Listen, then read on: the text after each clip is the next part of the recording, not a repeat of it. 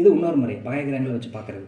அப்போ சுக்கிரன் கேட்டில் குரு இருக்குது அப்படின்னா இது ஜாதகரை குறிக்கும். ஆண் ஜாதகமாக இருந்தால், பெண் ஜாதகமாக இருந்தால் குழந்தையை குறிக்கும். அப்போ அந்த குழந்தைக்கு கண்டம் இருக்குது அப்படின்னு நம்ம கன்ஃபார்ம் பண்ணிடலாம். இது எப்போ கண்டம் ஏற்படும் அப்படின்னா அப்போ தான் நீங்கள் லக்னத்தை பார்க்கணும். ஆனால் குழந்தைக்கு கண்டம் இருக்குதுங்கிறது கன்ஃபார்ம். அது எப்போ நடக்கும் அப்படின்னு பார்க்கும்போது இங்கே தசாபுதியில் மார்காதிபதி திசை நடக்குது, அதெல்லாம் பார்க்க தேவையில்லை. இந்த லக்னத்துக்கு இந்த குரு எத்தனாம் அதிபதியாக வராரு?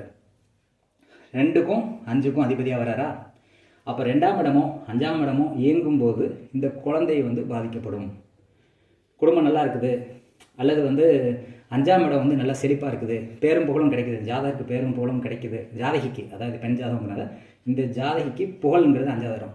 எப்போ இந்த ஜாதகிக்கு புகழ் கிடைக்குதோ அப்போ இந்த குழந்தை பாதிக்கப்படும் அப்படின்னு சொல்லலாம்.